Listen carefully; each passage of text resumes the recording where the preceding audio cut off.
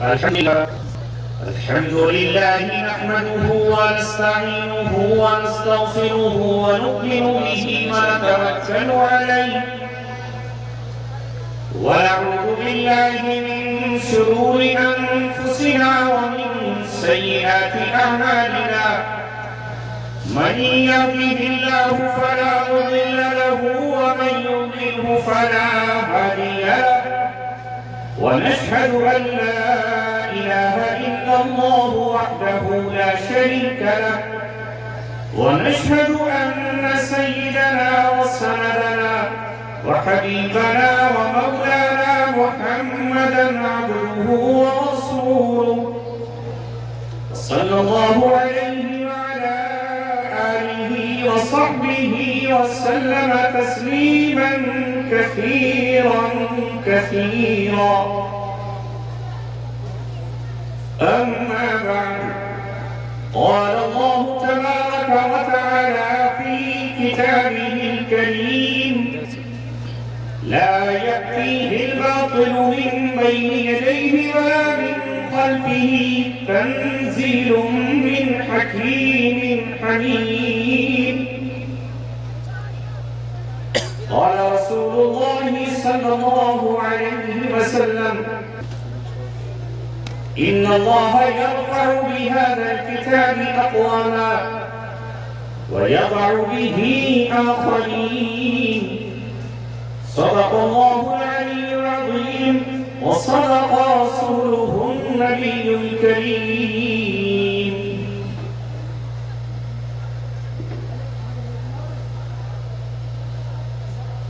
چلے جو راہ پر اس کی یقیناً پائے وہ منزل، چلے جو راہ پر اس کی یقیناً پائے وہ منزل، یگانے راہی بنے خاص و عام ہے قرآن، تغیرات ہوئے قوم کے صحیفوں میں، صحیح ہے تو فقط لا کلام ہے قرآن. ہزاروں رنگ بدلے اہل دنیا نے مگر ہم نے، ہزاروں رنگ بدلے اہل دنیا نے مگر ہم نے، نہ اپنا کالواں بدلا نہ میرے کالواں. سالار کالواں ہے میرے حجاز اپنا، اس نام سے ہے باقی آرام جاں ہمارا. سرزمین حتین شہر میں بیٹھے ہوئے امت مسلمہ کے غیور اور غیرت مند نوجوانوں، اسٹیج پر تشریف فرما نوجوان عالم، بزرگ علماء، قرآن کے قاری اور اس کے محافظ، ہم سب کو آج اللہ کا بے پناہ شکر گزار ہونا چاہیے کہ اس نے آج کی اس رات کو ہماری کامیابی کی، سرفرازی کی، سرخروئی کی رات بنا. اے تین حافظ قرآن، ہم قربان جائیں تمہاری محنت کے، تمہاری کوشش کے، تمہاری جد و جہد کے، کہ تم نے معصوم زبانوں سے اس قرآن کے لفظ لفظ کو رٹ کر، اس کی ہر آیت کو بار بار دہرا کر، شام و سحر، صبح اور دوپہر اس کو یاد کر کے آج ایک تحفہ دیا، آج ہمارے دلوں کو قرار دیا، نظروں کو سکون دیا، اور تم نے ہمیں پکارا. ہم خود نہیں آئے، تم نے آج ہمیں پکارا. مولانا انس قاسمی داعی بنے، یہ اجلاس سجایا گیا. اے حافظوں، آج تمہارا استقبال کرنے کے لیے، تمہارے سر پہ پگڑی باندھنے کے لیے اور تمہیں کے لیے، تمہارے سینے کو سلامی دینے کے لیے، تمہاری زبان کو عقیدت کا سلام پیش کرنے کے لیے ہم حاضر ہوئے ہیں۔ اس لیے ہم تم سے درخواست کرتے ہیں، جب بھی تم اپنی کتاب، اس اللہ کی کتاب کی تلاوت کرو اور اس کے بعد دعا کے لیے ہاتھ اٹھاؤ، تو آج کی رات اپنے مہمانوں کو مت بھولنا۔ ہم گرتے پڑتے تھکے ہوئے جسم کے ساتھ، ٹوٹے ہوئے بدن کے ساتھ ہم تمہیں مبارکباد دینے آئے ہیں، اس لیے کہ تم ہمارا خزانہ ہو، تم ہمارا ذخیرہ ہو، تم ہماری آرزو ہو، تم ہمارے دل کی دھڑکن ہو، تم ہماری کھیتی ہو۔ کل ہم اپنے گناہوں کی بدولت جب جہنم کی طرف جا رہے ہو اور ہم سے کہا گیا ہو کہ تمہاری کم پڑ گئی، تمہیں کوئی نیکی چاہیے، تو اس وقت ہو سکتا ہے ہمیں تمہیں علی سفارش کی ضرورت پڑے اور ہمارا کام بچ جائے۔ اے مسلمانوں، میں آپ کو مبارکباد دیتا ہوں۔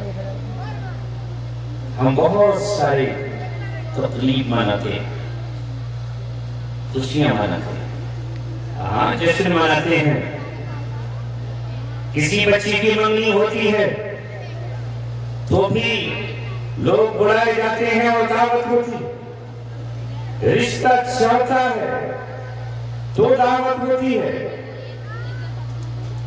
نکاح قائم کیے جاتے ہیں تب لوگ آتے ہیں، بہت سی تقریبات ہوتی ہیں۔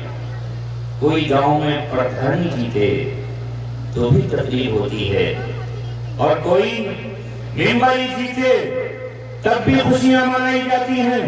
خوشیوں کے بہت سارے بہانے ڈھونڈے جاتے ہیں۔ نیا مکان تعمیر کیا تب خوشیاں ہوتی ہیں، مگر ہم اس جیسی کسی خوشی میں آئے ہی نہیں۔ ہم تو آج اس لیے آئے ہیں کہ اس گاؤں میں، اس بستی میں جس کا نام عطئی شیخ ہے، ان 3 بچوں نے سارے جہاں کو یہ پیغام دیا ہے کہ اس کتاب کا محافظ صرف اور صرف اللہ تبارک و تعالی اللہ کی ذات ہے، جس نے 1500 برس پہلے یہ اعلان کیا تھا، اِنَّا نَحْنُ نَزَّلْنَا الذِّكْرَ وَإِنَّا لَهُ لَحَافِظُونَ۔ اس نے اس قرآن کو نازل کیا تھا، یہ اعلان اس نے صرف قرآن کے ساتھ کیا ہے۔ جب تورات اتاری تھی تو اس کی حفاظت کا وعدہ نہیں کیا تھا، جب انجیل اتاری تھی تو اس کی حفاظت کا وعدہ نہیں کیا تھا، اور جب اس نے زبور اتاری تھی تو اس کی حفاظت کا وعدہ بھی اس نے نہیں کیا تھا۔ جب صحف ابراہیم آئے اور جب آدم کو صحیفہ دیا گیا تب بھی اس کی حفاظت کا وعدہ نہیں کیا گیا تھا، مگر جب اس نے اپنا آخری صحیفہ، آخری نوشتہ، آخری کتاب محمد رسول اللہ کو دی تو اسی کتاب میں اس نے لکھ دیا، اعلان کر دے میرے محبوب، ابو جہل تو سن لے، ابو لہب تو سن لے، عتبہ تو بھی سن، شیبہ تو بھی سن، امیہ تو بھی سن، ابی بن خلف تو بھی سن لے، عبداللہ بن ابی تو بھی سن لے، اہل زمانہ سن لے، اس وقت طاقتور بادشاہ قیصر تو بھی سن، کسریٰ تو بھی سن، اور دنیا میں رہنے والے بادشاہوں سنو، یہ میں نے کتاب اس شان کے ساتھ بھیجی ہے، اس کا نازل کرنے والا بھی میں ہوں اور اس کا محافظ بھی میں ہوں۔ ہر دن ہر پل یہ اعلان ہو رہا ہے، اس کا محافظ میں ہوں، اور 1500 برس سے ساری دنیا میں دیکھ رہی ہے۔ بڑی بڑی حکومتیں آئیں، بڑے بڑے جلاد اور وقت کے ہلاکو اور چنگیز خان آئے، تاخت و تراش کر دیا انہوں نے آبادیوں کو، فنا کر دیا انسانوں کو، محل ڈھا دیے، آبادیاں کھنڈرات میں تبدیل کر دی، انسانوں کی لاشوں کے ڈھیر لگا دیے، کتابوں سے دریائے دجلہ پاٹ دی گئی اور اس کا پانی نیلا اور کالا ہو گیا روشنائی سے، مگر یہ کتاب ان کے منہ پر کھڑے ہو کر اعلان کر رہی تھی، یہ کتاب خلیفہ مستعصم باللہ کی محتاج نہیں ہے، یہ کتاب فلاں ابن فلاں کی محتاج محتاج نہیں ہے، اس شاہوں اور بادشاہوں کے برجوں اور ان کے قلعوں کے دیواروں کی محتاج نہیں ہے، یہ تالوں میں بند ہو کر اس کی حفاظت نہیں بلکہ اس کی حفاظت کرنے والا اللہ تبارک و تعالیٰ ہے۔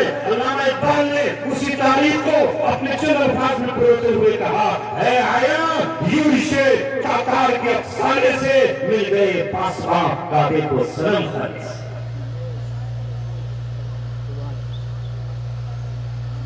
اگر آج جزیرۃ العرب، سرزمین حجاز، مکے اور مدینے کا والی، پاک سرزمین کا حکمراں اس کتاب سے منہ موڑے گا، اس کے احکام سے منہ موڑے گا اور اس کی مذاق اڑائے گا اور اس کی مذاق اڑاتے ہوئے یہ کہے کہ میں نیون سٹی بسانے والا ہوں، میں پردے کے احکام کی دھجیاں اڑانے والا ہوں، میں کھلے عام شراب کو بکوانے والا ہوں، میں عورتوں سے لبادہ غیرت کا چھیننے والا ہوں، میں اسے ایسا شہر اور ایسا خطہ بناؤں گا جس سے یورپ شرما جائے اور جس کے سامنے پیرس کی گلیاں مان پڑ جائیں۔ میں یہاں حکم الہی نہیں چلنے دوں گا، میں یہاں قرآن کے دستور و قرآن کے احکام کو سرعام نیلام ہوں گا۔ تو معصوم، اللہ تیرا محتاج نہیں ہے، اللہ تبارک و تعالیٰ تیرے دل کا محتاج نہیں ہے، تیری زبان کا محتاج نہیں ہے، وہ عربوں کا محتاج نہیں ہے، وہ عجمیوں کا محتاج نہیں ہے، جو شاہی کو چھوڑ دیں گے اور جب بادشاہی سے اپنی چوکھٹ سے نکالا دے دیں گے اور جب وہ اس کی عظمت نہیں کریں گے تو اللہ تبارک و تعالیٰ کسی رکشہ پولر کے بیٹے کو اٹھائے گا، کسی جھونپڑی میں رہنے والی کسی ماں کے لخت جگر کو قبول فرمائے گا۔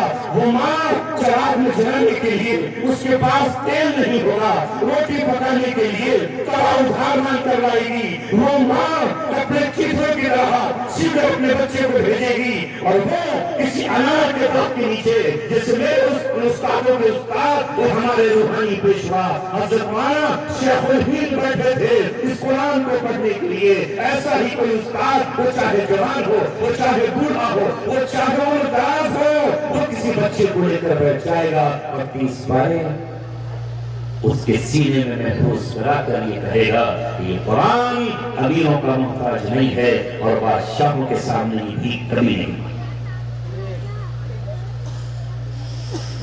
اس قرآن کی نسبت پر آپ یہاں تشریف لائے ہیں اور جو یہاں آیا ہے وہ خوش نصیب ہے، جو نہیں آیا وہ محروم القسمت ہے۔ جو آخر تک بیٹھے گا اسے قرآن کچھ دے گا اور جو بیچ میں اٹھ کر چلا جائے گا وہ کسی اور کا نہیں، اپنا ہی کچھ بگاڑے گا۔ میں نے قرآن مقدس کی آیت پڑھی ہے، تشریح کے لیے یہ گھڑیاں کافی نہیں ہیں، پوری زندگی لگا دیجیے، پڑھتے چلے جائیے اور قرآن کا علم کم نہیں ہوگا۔ دنیا نے کل بھی دیکھا اور آج بھی دیکھا، جو اس قرآن سے جڑ گیا وابستہ ہو گیا، اللہ تعالیٰ نے اس کی عزت کا پھیرا آسمانوں پر لہرایا اور اللہ تعالیٰ نے اس کی عزت کا وعدہ کیا۔ رہا یہ مسئلہ کہ قرآن کو کچھ ہو جائے گا تو ایسا نہیں ہے کہ قرآن کو کچھ ہو جائے گا۔ میں نے ابھی تاتاریوں کا ذکر کیا، کوئی تاتاری یاد نظر آتا ہے؟ دیکھ رہا کہیں چنگیز خان کا مجسمہ کہیں لگا ہے؟ ہلاکو خان کی کوئی تصویر آپ کے جیب میں پڑی ہے؟ نہیں، مگر قرآن کے ماننے والے ساری دنیا میں موجود ہیں، ہر خطے میں کوئی جزیرہ ایسا نہیں، خشکی میں کوئی مقام ایسا نہیں، تری میں کوئی جگہ ایسی نہیں۔ کیا عرب اور کیا عجم، کل اس قرآن کو مکہ میں قید کرنے کی کوشش کی گئی اور کہا کہ آواز قرآن کو دبا دو، قرآن پڑھنے والوں پر सरजमीन मक्का को तंग कर दो, मक्के की वादियों को इनके सामने ला करके कायम मिला दो, ये कुछ ना कर सके। मगर कुरान मक्का से निकला और मदीने वालों ने कुरान को पनाह दे दी। जो गिरे पड़े थे, जिन्हें जमाना ये कहता था ये उम्मीदीन है, ये अनपढ़ है, ये कुछ नहीं जानते, ये सिर्फ ऊँटों को चलाना जानते हैं, ये बकरियों के सिर्फ दूध पर अपना गुजर करते हैं, इनके पास झोपड़ियों के सिवा कुछ नहीं है, इनके पास फटे हुए पैरनुमा कपड़ों के और कुछ नहीं है, ये बकरी की खाल बिछा कर सो जाते हैं, उसके बालों से ऊन बनाकर अपना जिस्म ढांकते हैं, ये मुर्दार खाने वाले हैं, इनके पास न ऊंचे मकान है, इनके पास न बिल्डिंगें हैं, ये जमीन पर सोते हैं, ये सिर्फ जानवरों के शिकारी हैं। कुरान ने कहा दुनिया वालों अपना इमारतों पर नाज मत करो, मैं इनके बीच आया हूँ, जिस तरह मैं धर्म दोबारा हूँ, तंजीलुम मिन रब्बिल आलमीन, मैं रब का नाज़िल किया हुआ हूँ, मैं आसमान से आया हूँ, इस जमीन पर आया हूँ, इन्हें बुलंदियां देने के लिए आया हूँ। आज के बाद इनकी बुलंदियों के सामने आसमान झुक जाएगा और सितारे खम हो जाएंगे। हुआ कैसा नहीं हुआ, ये सच्चाई है। बुजुर्ग हज़रात सोच रहे कि पता नहीं मुफ्ती साहब ने कौन सी बात कह दी है, तो समझ में नहीं आ रही। कह दो अगर सच्चाई है तो, अगर सच नहीं लगा तो ये भी कह दो ये सच्चाई है। कौन थे बिलाल? गुलाम थे, उमैया बिन खलफ के थे, जमीन के टुकड़ों पर लेटे हुआ करते थे, जमीन पर बैठे होते थे और चेहरा उनका आसमान की तरफ होता, सीने पर पत्थर, उमैया का पैर है, बज़ाहिर नजर आता था। कौन निकालेगा इसे उमैया के जुल्म सितम से? कौन बचाएगा इस जबरो तशद्दुद से? कौन छुड़ाएगा इसे जालिम पंजे से? मगर बिलाल ने कुरान का इस्तेमाल किया, ज़बान से इस्तेमाल किया, और जब कुरान ने कहा कहो अल्लाह एक है, तो हज़रत बिलाल ने दूसरा कोई नगमा नहीं गाया, कोई दूसरा तराना नहीं सीखा, कोई म्यूजिक और साज के साथ बांसुरी बजाकर अपने आप में फन पहुंचा नहीं किया, उसके कान तक आवाज पहुंची कुल हुवल्लाहु अहद, तो यही कहता रहा अल्लाहु अहद, अल्लाह एक है, अल्लाहु सम्माद बेनियाज है, अल्लाह बेनियाज है, लम यलिद, उसने किसी को पैदा नहीं किया, उसका कोई बेटा नहीं है, और वो किसी से जना भी नहीं गया, उसका कोई बाप है न उसकी कोई माँ है, वो अज़ल से है, अब तक रहेगा, जब कुछ न था तब भी वो था, और जब कुछ न होगा तब भी वो होगा। बिलाल ये कह रहे हैं, कुरान ने कहा मेरे बिलाल कुछ दिन तो आजमाया जाएगा, मगर हाँ मैं आया हूँ मजलूमों को जुल्म सितम की चक्की से निकालने के लिए, मैं आया हूँ गुलामी की जंजीरें काटने के लिए, मैं आया हूँ मजलूमों को पनाह देने के लिए, मैं आया हूँ मजलूमों के हाथ से गुलामी की जंजीरें और बेड़ियां काटने के लिए। एक दिन आने वाला है कि तुझे आजादी का सूरज और आजादी का परवाना नसीब होगा। कुरान ने कहा, सुनो, मक्के ही ने कहा, मदीने की बात तो बाद में है। फलक़्तहमल अक़बा, अभी वो दुश्वार तरीन घाटी में दाखिल ही नहीं हुआ। कौन? इंसान की बात चल रही है, अभी दुश्वार तरीन घाटी में दाखिल नहीं हुआ। वमा अद्राका मल अक़बा, अरे तू क्या जाने कि वो दुश्वार तरीन घाटी क्या है?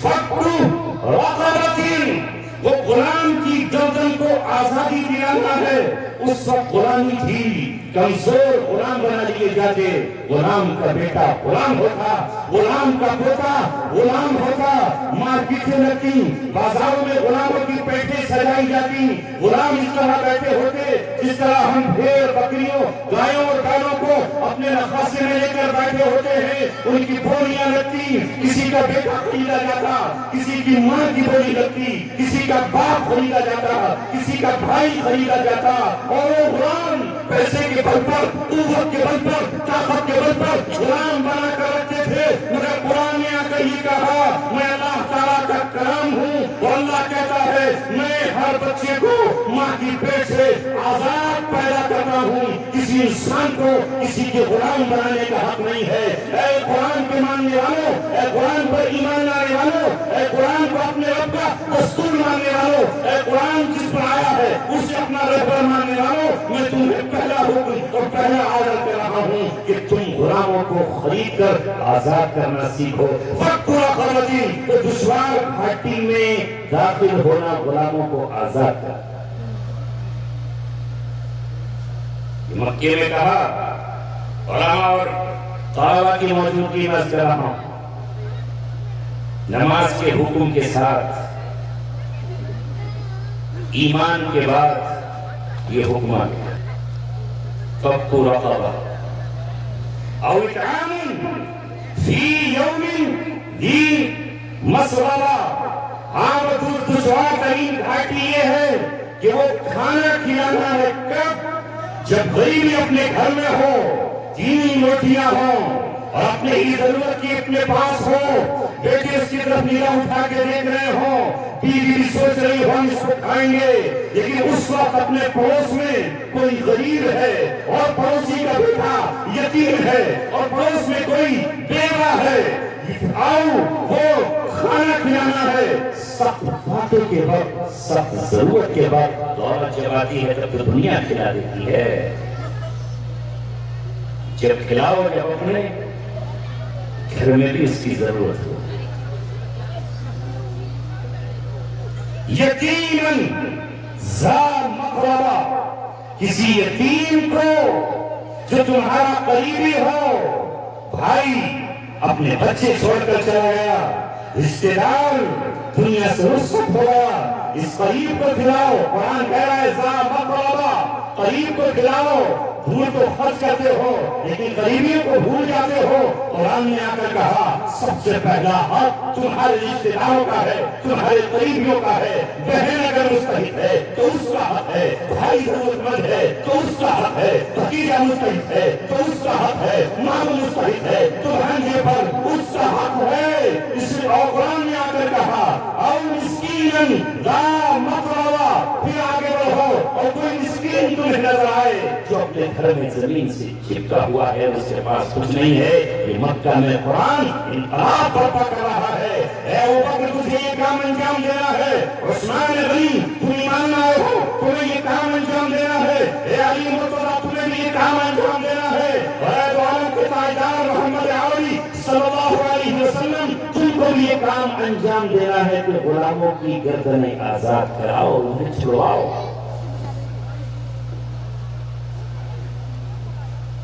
جب یہ حکم آیا اور رسول اللہ صلی اللہ علیہ وسلم پر حضرت بلال ایمان لے آئے تو آپ نے ایک مجلس میں کہا ہے کوئی جو بلال کو امیہ سے خرید لے اور اس کو آزاد کر۔ وہ آج کی طرح کا زمانہ نہیں تھا کہ اللہ کے رسول کے صدقے میں دولت کی ریل ٹیل ہے۔ وہاں تو کسی کے پاس بکری نہیں ہوتی، بہت بڑا ذریعہ تھا اس کا، اونٹ ہوتا، اس کے کیا کہنے تھے، اور اگر کسی کو گھوڑا مل جائے پھر کیا کہنے۔ محمد رسول اللہ صلی اللہ علیہ وسلم 313 اپنے اصحاب کے ساتھ بدر میں نکلے ہیں تو کل 2 گھوڑے تھے، کل 2 گھوڑے تھے۔ آج کی طرح کا زمانہ نہیں تھا۔ اس وقت آپ نے کہا ہے کوئی جو میرے بلال کو امیہ کے ظالم پنجوں سے چھڑا لائے، اس کی چیخیں سنی نہیں جاتی، اس کی آواز سے دل دھڑکتا ہے، اس کے آنسوؤں سے راتوں کی نیند حرام ہو جاتی ہے۔ تمہارا نبی کتنا رحیم ہے اور رحیم بنا کر اس کو بھیجا گیا، اس کی رحمت کا اتنا سا حصہ اگر ہمیں مل جائے تو ہمارا دل پاک اور صاف ہو جائے۔ آج ہمارے دلوں سے بھی رحم نکال لیا گیا، آج ہمارے دل پتھر کیوں ہو گئے، ہمارے دلوں پر آج زنگ کیوں لگ گیا، ہماری آنکھ سے آنسو کیوں نہیں چھلکتا؟ تمہارا نبی اس بلال کے لیے تڑپ رہا ہے، کوئی آگے ابھی نہیں بڑھا۔ آج ابو بکر صدیق جو مکے کا تاجر ہے، رسول اللہ کا دوست بھی ہے اور ساتھی بھی ہے اور ایمان میں سب سے پہلے پہل کرنے والا ہے، آگے بڑھے، درہم و دینار سے اپنی جھولی کو بھر لیا اور امیہ بن خلف کے پاس پہنچے اور جا کر یہ کہا کہ امیہ بتا اس غلام کو تو بیچتا ہے، آج ابو بکر سے خریدنے آیا ہے، کیا بیچے گا؟ امیہ نے کہا نہیں میں نہیں بیچتا، کائی تیرے کام کا نہیں رہا، صبح سے شام تک تجھ پر کوڑے برساتا ہے، یہ تیرے کام کا کہا ہے، تو اس کے بدلے دوسرا غلام خرید لینا، میں اسے خرید کر لے جاتا ہوں۔ امیہ سمجھ گیا کہ آج ابو بکر خریدنے آیا ہے۔ مالک سمجھ جاتا ہے کہ جب کسٹمر کی چاہت زیادہ ہو تو منہ مانگے دام مانگو، ریٹ بڑھاؤ، ہے نا؟ تو سمجھ لیتا ہے کہ چپک رہا ہے۔ امیہ نے قیمت بڑھا دی، دام بڑھا دیے اور دام بڑھانے کے بعد اس نے کہا مجھے اتنی قیمت چاہیے، اتنا سونا نہیں، تو اتنے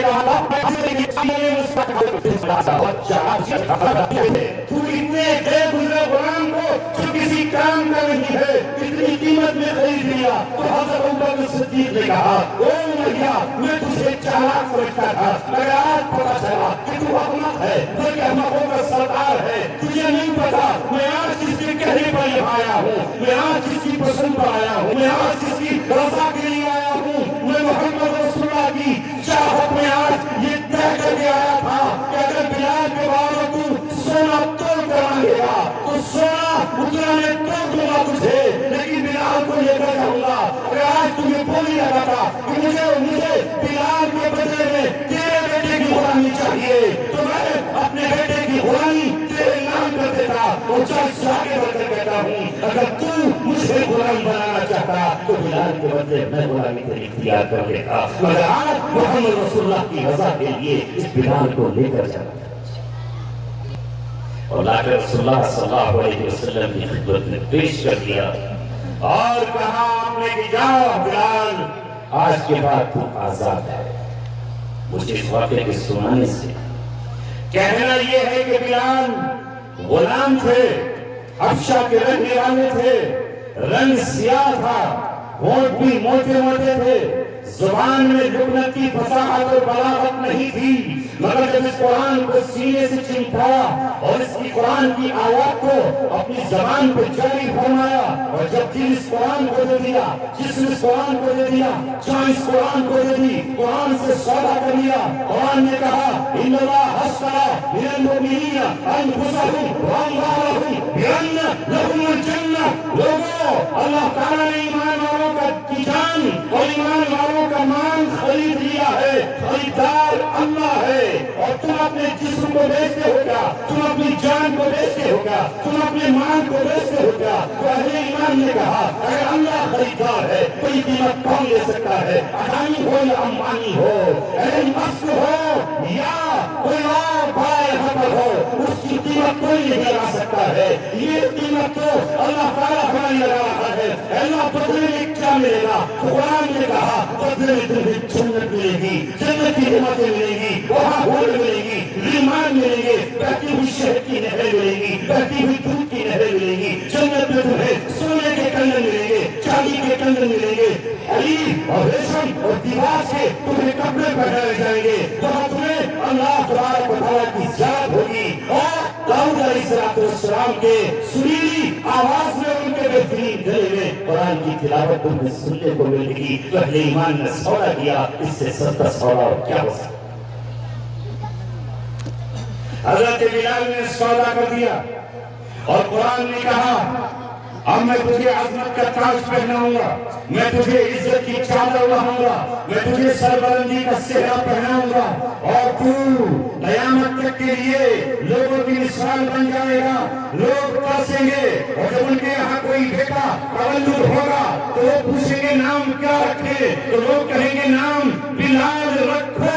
لہذا دنیا میں سینکڑوں نہیں لاکھوں بلال نام کے بچے پیدا ہو جائیں گے۔ اے بلال سن، قرآن نے کہا میں تجھے یہاں سے اٹھا کر مدینہ منورہ لے جاؤں گا، اور اللہ تبارک و تعالیٰ کے گھر کے لیے جب ایک حکم آئے گا جسے اذان کہا جائے گا، جسے نماز کا اعلان کہا جائے گا، تو یہ انتخاب تیرا ہی ہوگا، اس لیے کہ تو نے ظلم کی چکی میں پستے ہوئے امیہ کے پیر کے نیچے تڑپتے ہوئے اللہ اکبر کہا تھا۔ تجھے اللہ اکبر کہنے کی باری آئے گی تو کسی اور کا انتخاب نہیں ہوگا، وہ انتخاب تیرا ہی ہوگا۔ تو جب تک زندہ رہے گا محمد رسول اللہ، جب تک حیات رہیں گے، مسجد نبوی سے اللہ اکبر کی صدائیں تیری ہی زبان سے گونجیں گی۔ اس قرآن نے حضرت بلال کو کہاں سے کہاں پہنچا دیا۔ آرہا ہے سمجھ میں؟ یہ فارسی میں سمجھوں بولیے، بزرگ فرما رہے ہیں فارسی میں سمجھو۔ زبان یارمن ترکی ومن ترکی نمی جانم، پھر آپ یہ کہو گے فارسی میں بولنے لگوں تو اردو میں سمجھا رہا ہوں، اسی میں کہہ دو کہ ہاں آ رہا ہے سمجھ رہا ہے۔ یہ ہندی میں بولوں وہ نہیں سمجھ پاؤ گے، ٹھیک ہندی میں بولا ہاں، تھوڑی اردو تھوڑی ہندی، ہندوستانی زبان۔ سبحان اللہ۔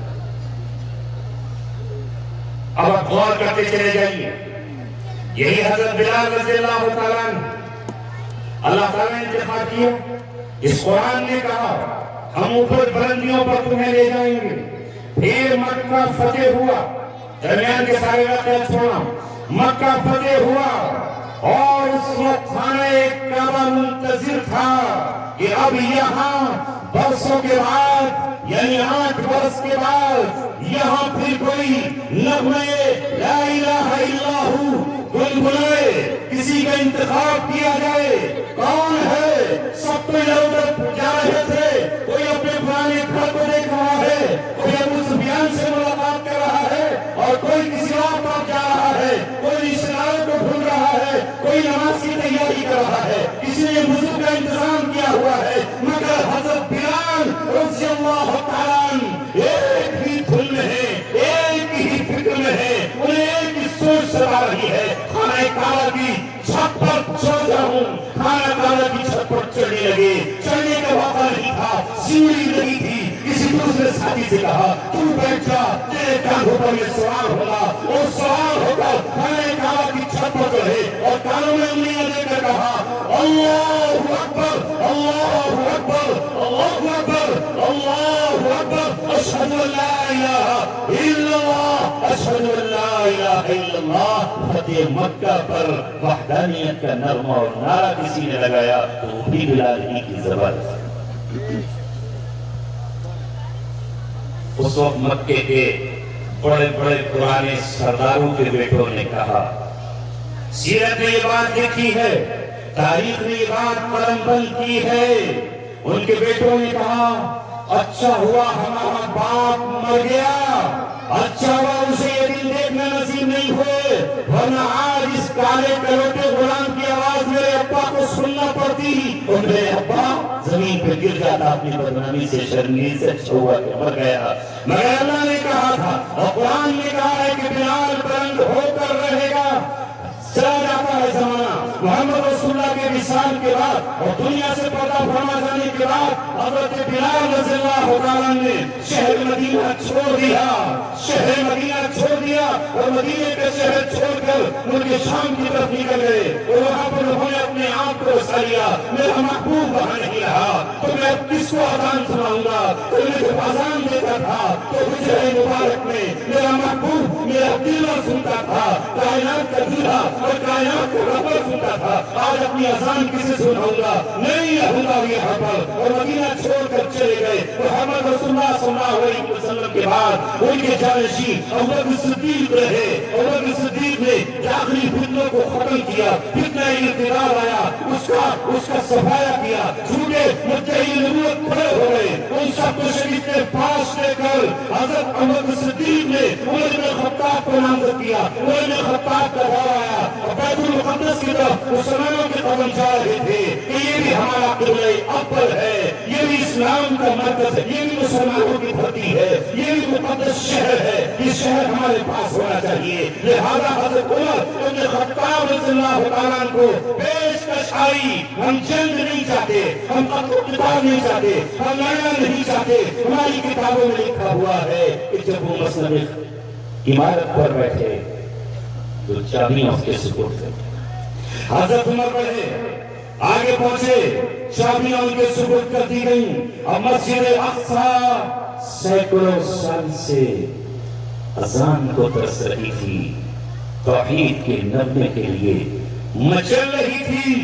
اس کے مینار انتظار کر رہے تھے, آئے کوئی محمد کا دوبارہ, آئے کوئی رسول اللہ کا غلام, اور پھر سے وہ سورہ لگائے جس طرح کے لیے قبول کیے گئے ہیں. میں جس کے بیچ رہتی ہوں وہ محروم کر دیے گئے, وہ رب کے در سے پھینک دیے گئے, ان پہ غضب کا اور لعنت کا کوڑا برسا دیا گیا. وہ اللہ تبارک و تعالیٰ کی ذلت کے مستحق ہوئے, اس لیے کہ انہوں نے اپنی کتاب کو بدل ڈالا. لہذا مسجد اقصی کی میناریں, اس کے گنبد, اس کی پھاڑا, اس کا میدان ترس رہا تھا. سوچا گیا آج کون اذان پڑھے گا. بڑے بڑے قاری موجود ہیں, بڑے بڑے عالم موجود ہیں, بڑے بڑے حافظ موجود ہیں, علم کے پہاڑ اور سمندر اور دریا موجود ہے, مگر کس کا انتخاب کیا جائے؟ حضرت عمر, جس کو اللہ تعالیٰ نے عمر بنایا تھا, جس کی کے بارے میں اللہ کے رسول نے فرمایا تھا لو کان باقی نبی لکان عمر, اگر میرے بعد نبوت کا دروازہ کھلا ہوتا تو وہ عمر بن خطاب تھے, ان کو نبی بنایا جاتا. مگر انا خاتم النبیین, میں خاتم النبیین ہوں, نبوت کسی کو نہیں ملے گی, کسی کو نبوت نہیں ملے گی. عمر کی وہ شان ہے, اگر نبی میرے بعد آتے تو عمر نبی بنایا جاتا. اس عمر کی نگاہ کیا کہنے, وہ عمر ہے جس کے بارے میں اللہ کے رسول نے فرمایا عمر جدھر سے گزر جائے, جدھر سے گزر جائے تو باطل نظریات, باطل عقائد, باطل فکروں کے ماننے والوں کا تو کہنا ہی تھا. جو باطل کا بانی ہے, جو باطل کا بانی مبانی ہے, فاؤنڈر ہے, شیطان بھی اس راہ سے نہیں گزر سکتا. عمر کا راہ اور دبدبا وہ ہے کہ شیطان الٹے پاؤں پیچھے بھاگ جاتا ہے کہ بھاگو, عمر آ گیا. عمر رضی اللہ تعالیٰ کی دہشت ابلیس اعظم پر ہے, تو چھٹیوں کی حیثیت اور اوقات کیا ہے؟ وہ عمر جس نے دل میں ارادہ کیا ہے اللہ یہ احکام آ جانا چاہیے. اللہ نے کہا عمر تیرے دل کی دھڑکن پر قرآن اتر چاہت کر, چونکہ نبی نے تجھے چاہا تو میں نے نبی کی چاہت پر تجھے دے دیا. اب تو چاہے گا تو تیری چاہت پر قرآن اتر جائے گا اور وہ حکم ربی بن جائے گا. انہوں نے چاہا کہ مقام ابراہیم مصلی بنا دیا جائے, یہاں نماز دوبارہ ادا کی جائے. اللہ تعالیٰ نے کہا عمر تو نے چاہا جو میں جبریل کو بھیجتا ہوں وَاتَّخِذُوا مِن مَقَامِ ابراہیم مصلی, اے لوگوں مقام ابراہیم کو مصلی بنا لو. خانہ کعبہ کے ساتھ چکر کے بعد جو بھی خانہ کعبہ کا طواف کرے وہ مقام ابراہیم کا 2 رکعت نماز پڑھے, کیونکہ عمر کی چاہت ہوئی کہ یہ نماز ادا کرے. انہوں نے چاہت کی کہ بعض منافق محمد رسول اللہ صلی اللہ علیہ وسلم کے گھر پر محض خامخواہ جاتے ہیں, آوازیں لگاتے ہیں کیا رسول اللہ موجود ہے, کیا یہاں فلاں موجود ہے. یہ منافق ہیں, دل کے ٹیڑے ہیں. یا اللہ تعالیٰ ان کے اے اللہ وہ میرے نبی کی گھر والیاں ہیں، وہ میرے نبی کی بیٹیاں ہیں، انہیں کوئی منافق کہیں میری نظر سے میری پاک دامن ماؤں کو نہ دیکھے، میری پاک دامن بہنوں کو نہ دیکھے۔ اے رب تو حکم نازل فرما دے۔ تو اللہ تبارک و تعالیٰ نے پردے کا حکم جاری فرما دیا اور یہ کہا کہ مومنین کی عورتیں رسول اللہ کی بیویاں اور رسول اللہ کی بیٹیاں پڑھ۔ عمر وہ ہے کہ جب جھگڑا ہوا اپنی محفل میں اور ایک صحابہ نے دوسرے صحابی کے سر پہ ہڈی مار کر سر پھاڑ دیا ان کا، اور قضیہ آگے بڑھا تو حضرت عمر آگے بڑھے اور آگے بڑھتے ہوئے آسمان کی طرف منہ اٹھایا اور اللہ تعالیٰ سے کہا اللہ کب تک انتظار کریں شراب کے سلسلے میں، ابھی واضح حکم نہیں آیا، پہلے آپ نے تھوڑا سا حکم دیا، پھر نماز کے وقت رک جانے کا حکم دیا۔ اے اللہ واہ اللہم بیننا بیانا شافیا فی الخمر، اے اللہ شراب کے سلسلے میں واضح حکم نازل فرما دیجئے۔ ادھر چاہت ہوئی مجلس میں پہنچنے والے ہیں، جبریل آ گئے لوح محفوظ سے آیت کا ٹکڑا لے کر آئے، یا ایھا الذین آمنوا انما الخمر والمیسر والانصاب والازلام رجس من عمل الشیطان فاجتنبوہ لعلکم تفلحون۔ وہ ہے عمر بتانا ہی چاہتا تھا کہ آج حضرت عمر کی نظر انتخاب کس پر پڑی ہے، آج کس پر پڑی؟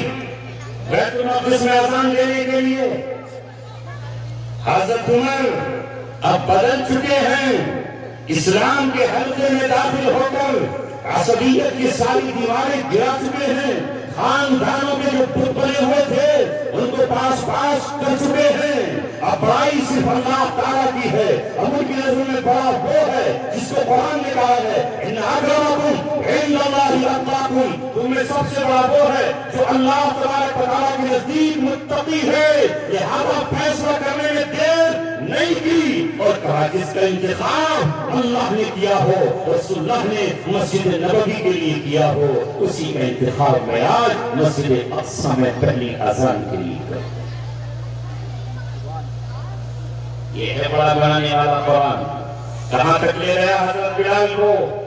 مسجد نبوی، فتح مکہ پر خانہ کعبہ، فتح بیت المقدس پر بیت المقدس کی میناروں سے اذان، اور جب رسول اللہ صلی اللہ علیہ وسلم شب معراج جنت میں تشریف لے جاتے ہیں اور وہاں اپنے محلوں کو دیکھتے ہیں اور جہنم کے نظارے دیکھتے ہیں، عمر بن خطاب کا مکان ان کا محل جنت میں دیکھتے ہیں تو اپنے آگے وہ دیکھتے ہیں کہ کوئی ان سے آگے چل رہا ہے، اس کی گھڑوں کی آواز ان کو آ رہی ہے، اس کے پیروں کی آواز کسی کو آ رہی ہے۔ جبریل سے پوچھا جبریل یہ کس کی آواز ہے جو مجھ سے آگے آگے چل رہی ہے؟ کہا ہے محمد رسول اللہ یہ آپ کا وہی حبشے کا غلام ہے جس کو آپ نے بلندیوں سے سرفراز کیا تھا، وہ آج آپ کے آگے آگے چل رہا ہے۔ علماء نے اس کی تشریح کی ہے کہ وہ آگے کیوں چل رہے تھے، اس لیے کہ محبوب آ رہے ہیں، ذرا ہٹو میں اپنے محبوب کے آگے راستہ صاف کر کے دے چلوں۔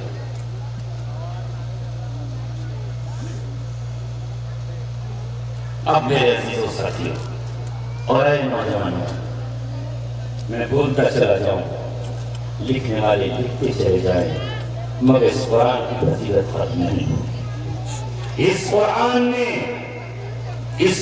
مقدس نے اپنے نبی سے کہلوایا، ہمارے نبی سے کہلوایا ان اللہ یرفع بہذا الکتاب اقواما ویضع بہ آخرین، اللہ اس کتاب کے ذریعے سے قوموں کو بلندیاں عطا فرمائے گا، اور جو قوم اس کتاب سے دامن بچا کے چلے گی، رخ پھیر کر چلے گی، کترا کے چلے گی اور کسی اور میں اپنی عزت و سربلندی دیکھے گی تو قرآن اس کو ذلت کا تاج پہنا کر زمین کی پستیوں میں پھنسا دے گا، اور ذلت اس وقت تک اس سے نہیں چھینی جائے گی جب تک وہ پھر قرآن سے رابطہ قائم رہیں گے۔ سارے سوالوں کے جواب کا ایک ہی حل ہے، سارے سوالوں کا ایک ہی جواب ہے، اور سب کا ایک ہی حل ہے، پلٹ جا، جانب قرآن پلٹ جا۔ بڑی تبلیغ کر رہا ہوں شیخ، پلٹ جا، جانب قرآن پلٹ جا، زمانہ آگے بڑھ رہا ہے، تو 1400 برس پیچھے کو ہٹ جا۔ چاہتے ہو اگر سربلندی تو قرآن سے پوچھو کیسے ملے گی؟ قرآن تمہیں کہتا نظر آئے گا وَأَنْتُمُ الْأَعْلَوْنَ إِن كُنْتُمْ مُؤْمِنِينَ، تم ہی سربلند تھے، تم ہی سربلند ہو اور تم ہی سربلند رہو گے۔ إِن كُنْتُمْ مُؤْمِنِينَ، اگر تم مومن ہو، میری آیتوں پر تمہارا ایمان ہونا چاہیے، میری آیتوں پر یقین ہونا چاہیے، میرے وعدوں پر پختہ عہد و پیمان تمہارا ہونا چاہیے، جو میں نے تم سے کہا ہے اس پہ یقین کرو۔ دنیا کا ہر فرد جھوٹا ہو سکتا ہے، مکار ہو سکتا ہے، دھوکے باز ہو سکتا ہے، مگر میں رب کا کلام ہوں جو تم سے وعدہ کیا تھا اسے کل بھی میں نے پورا کیا ہے، آج بھی جو وعدہ کر رہا ہوں وہ پورا کر کے دکھاؤں گا، اور جو کل کا وعدہ کر رہا ہوں وہ تم پورا ہو کر دیکھو گے۔ دنیا کی قوموں کو کوئی جانتا نہیں تھا، یہی تاکاری بچی تھے، یہ درندے تھے، انسانوں کی کھوپڑیوں میں خون رکھ کر کے پیا کرتے تھے، مردہ انسانوں کی کھوپڑیوں سے پہاڑ بنا کر اس پر فخر کیا کرتے تھے، مگر جب اسلام ان کی چوکھٹ پر آیا، جب انہوں نے اسلام کو اپنے سینے سے لگایا، تو یہی عثمانی تھے جنہوں نے پوری دنیا میں عزت کے تاج پہنے اور ساری دنیا پر 600 سال تک حکومت کی۔ یہ آگے بڑھے، ان کو اللہ تعالیٰ نے نوازا، لہذا قرآن آج بھی ہم سے آگے بڑھ کر کہہ رہا ہے وہ مسلمان تو مجھے کیوں چھوڑ دیا، تو کس کی رسم و رواج میں پڑ گیا، اور پھر چاہتا ہے تجھے عزت مل جائے۔ یہی عمر ابن خطاب رضی اللہ تعالیٰ عنہ، ایک دن ان کا واقعہ سن لیجیے۔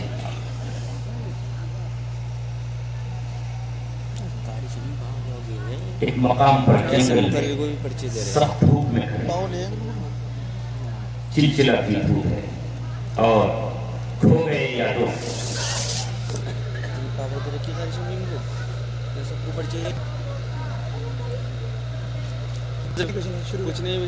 ختم کر دوں گا، تمہیں کانا پوسی کرنی ہے کہانی میں کیا کہہ رہا ہوں، یہ کہانی مت ہو، تم میرے سامنے بیٹھے ہو، میرے لحاظ کر لو، آپ سے عمر میں زیادہ ہوں گا، جب کرسی پہ بیٹھا رہا ہے تو یہ سب میرا احترام کرا، میں شاید نہیں ہوں کہ ان کے سامنے بیٹھا، تو میرے دوستوں میں خط نہیں کرنے جا رہا، کیوں اپنی بدنامی کرا رہے ہو، یہ بات بہت دور تک جائے گی۔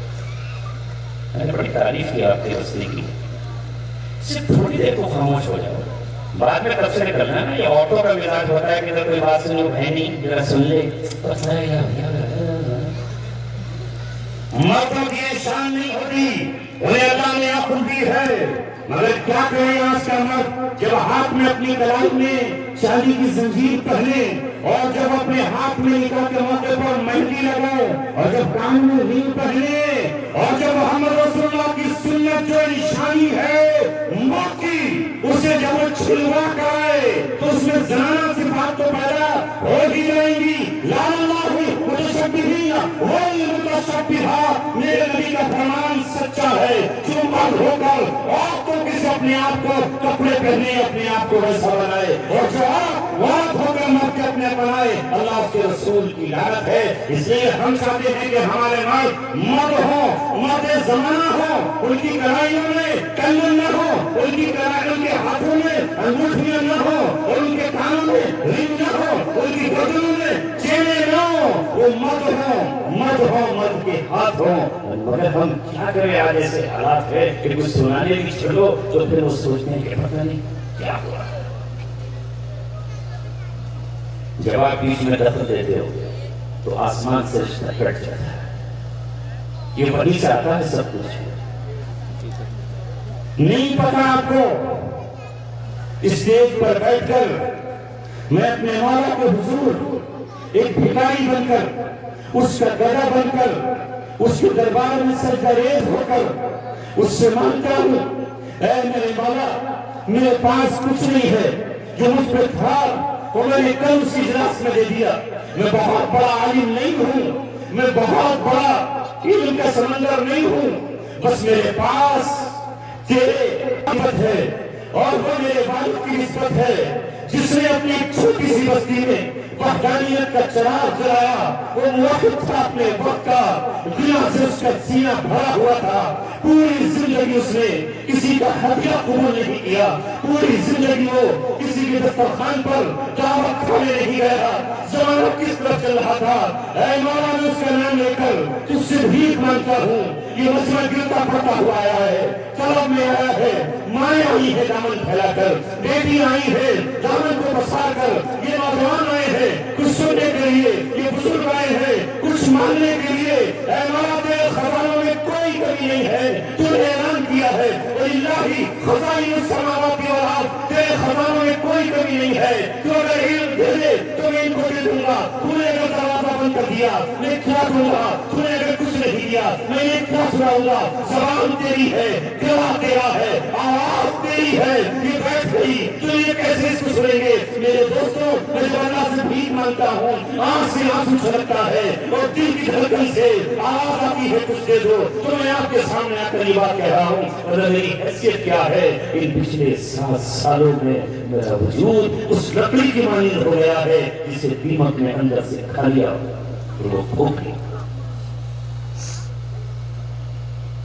आपकी बेतवज्जो भी मुझे इस तरह कोना देती है जिस तरह कोई फूल लू के झोंके से मुरझा गया हो, जिस तरह धूप की तपिश से कोई कली खिलने के बगैर ही मुरझा के रह गई हो। तुम्हारी हंसी मेरी हंसी है, तुम्हारी मुस्कुराहट मेरी मुस्कुराहट है, तुम्हारा मुसाफा मेरे दिल को खिला देता है, तुम्हारी ये दावत मुझे नई जिंदगी देती है। मैं तुम्हारे बीच आता हूँ, मुझे नई सुबह मिलती है, नई जिंदगी मिलती है। मैं अपने बच्चों को आज भी भूल गया हूँ, मैं अपनी बीवी के पास आज भी नहीं हूँ। सुबह तुम्हारे पास हूँ, शाम किसी और के पास हूँ। 45-50 मिनट मैं तुमसे भीख मांगता हूँ। ये लम्हे मुझे दे दो, ये साथ मुझे दे दो, ये कपड़े मुझे दे दो। उस बिलाल का जिक्र कर रहा हूँ जिसकी जूतियों के सत्ते में हम जन्नत में जाएंगे। मैं उस उमर की बात कर रहा हूँ जिसकी वजह से आज हमारे घरों में फितने दाखिल नहीं है। मुझे नहीं आया, मैं इनसे मांगने आया हूँ, मैं इनके सामने हाथ फैलाने आया हूँ। मेरे बच्चों, तुम मेरी आखिरत के, मेरे आखिरत के मेरे ताजिर हो। मैं मर जाऊं, एक दिन आएगा इन्ना लिल्लाहि व इन्ना इलैहि राजिऊन, आपको पढ़ना नहीं होगा, खबर आएगी मैंने आखिरी हिस्से ली है, मैंने आखिरी सांस ली है। घर वाले तो रोने में लग जाएंगे, बेटियां बिलखने में लग जाएंगी, बीवी तड़पने में लगी,